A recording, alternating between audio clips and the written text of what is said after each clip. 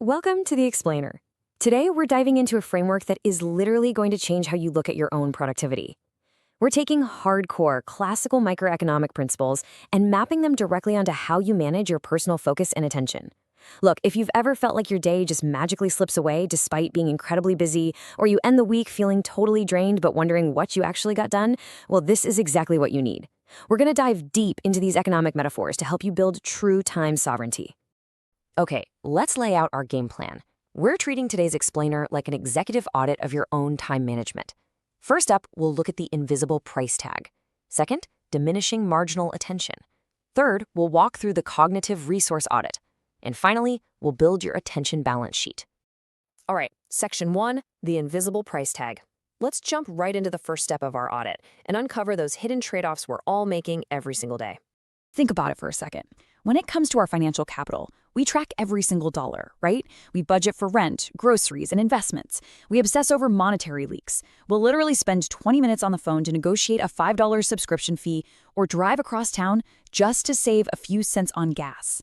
Yet, we freely bankrupt our absolute most scarce economic asset without even blinking, our cognitive capital. We casually give away a massive, pristine block of morning time to aimlessly doom-scrolling on social media or constantly context-switching between 50 open tabs. We guard our wallets with absolute intensity, but we kind of treat our attention like it's this infinite worthless resource. So, this brings us to opportunity cost. In classical economics, the true price of any decision isn't just the money or time you spent. It's the next best alternative you sacrifice to make it happen. Applying this to our daily lives is a huge wake-up call, because every single time you spend an hour on shallow tasks, you aren't just giving up 60 minutes on the clock. You're sacrificing the deep work, the stillness, and the absolute mental clarity that hour could have bought you. Think about the feeling of choosing to quickly answer 20 non-urgent chat messages. Sure, it feels productive in the moment, but the true opportunity cost? It's the direct loss of the sustained mental energy you actually needed to write that complex strategic brief. Moving right along to section 2, diminishing marginal attention. Let's see how this economic principle crashes into the physical reality of the human brain. Because look, we are not machines, and our energy does not scale perfectly. In old-school manufacturing, if you throw more labor at a fixed factory, eventually you get smaller and smaller gains per hour.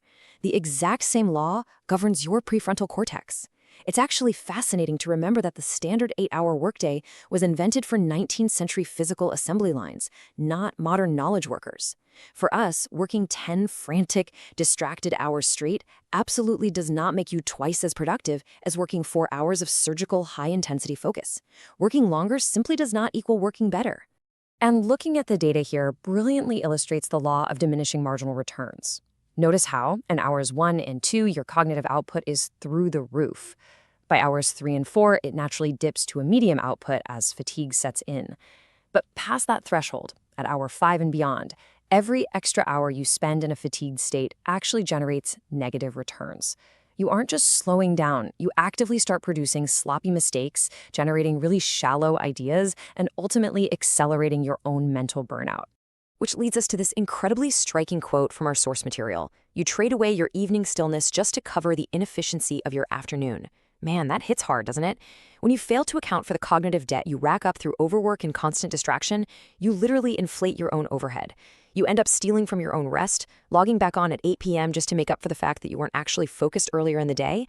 It's a massive driver behind the modern epidemic of burnout. All right, let's fix this. Section 3, the Cognitive Resource Audit. Our source provides a highly specific framework to break this vicious cycle and stop treating our energy like it's free. We have to start managing our attention the exact same way an institutional portfolio manager handles millions in client funds. They don't just throw money at whatever random thing crosses their desk. They have a system. And we can replicate this using a 3-step cognitive resource audit, specifically designed to protect your highest value hours. Let's walk through these 3 mechanisms. Step 1 is pricing the trade-off. Before you automatically say yes to a low-priority meeting, an extra project, or some minor administrative task, you have to explicitly define its opportunity cost. You need to stop and ask yourself directly, what deep intellectual pursuit am I trading away to accommodate this? Once that trade-off is visible, once you realize that saying yes to a useless meeting literally means saying no to finishing your core project, saying no simply becomes a necessary act of economic preservation. Step 2 is yield classification. You've got to ruthlessly categorize your daily tasks by their cognitive return. On one side, we have high-yield assets. These are activities that build long-term leverage, like mastering a complex concept, doing deep analysis, or designing systems. On the other side, we have low-yield admin. You know the stuff: basic maintenance tasks, minor paperwork, and that endless soul-crushing loop of just checking in emails. Now, your objective here isn't to magically eliminate all admin. That's literally impossible. Your objective is to isolate it so that the low-yield admin never, ever consumes the peak energy windows you've reserved for your high-yield assets. Step 3 is setting capital controls. In macroeconomics, capital controls prevent financial assets from rapidly leaking out of an economy during a crisis. In your work life, the source suggests you need to set non-negotiable capital controls around the first 3 hours of your day. Just 3 hours. Zero notifications, zero shallow emails, zero inputs. This is your protected reserve. By locking down this immovable block, you transition from a state of reactive busyness to deliberate strategic resource allocation. Section 4, the attention balance sheet. So now that we have the rules of the audit, how do we actually make this a permanent behavioral shift instead of something we just try for a day and forget? You do it by integrating an attention balance sheet into your evening routine. Picture a physical grid journal. At the end of your workday, you sit down and draw 2 clean columns: expenditure and marginal return. You spend just 5 minutes logging where your mental energy actually went that day. You write down things like 2 hours multitasking admin or 1.5 hours deep focus writing. The absolute key here is brutal honesty. I know it's incredibly difficult for us to admit how many hours we actually lost to context switching and procrastination, but documenting the reality is the only way you're going to shift your baseline. When you move to that second column and rate your marginal returns, you are quickly going to discover the 80-20 rule at play in your own brain. When you look at the breakdown, 80% of your real, valuable intellectual output comes from just 20% of your focus time. The other massive chunk, a full 80% of your day, is mostly lost to friction, context switching, and administrative overhead. Recognizing this vast imbalance is exactly what gives you the power to start clawing back those valuable hours.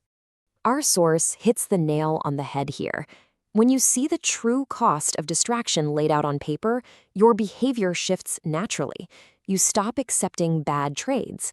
This nightly journal entry, it isn't about guilt. We aren't trying to make you feel bad about a distracted Tuesday or a slow Friday. It is purely about auditing the data. Because once you have that data, you begin treating your focus with the exact same reverence an investor gives to capital. You start protecting it, compounding it, and deploying it with absolute intention. So, I want to leave you with this final provocative thought from today's source material. True wealth isn't measured by how packed your calendar is or how many low-yield tasks you can frantically check off in a day. It is measured by your level of time sovereignty. Ask yourself right now, how many hours of your life do you truly own? Take control, audit your trade-offs, protect your time, and I will see you in the next explainer.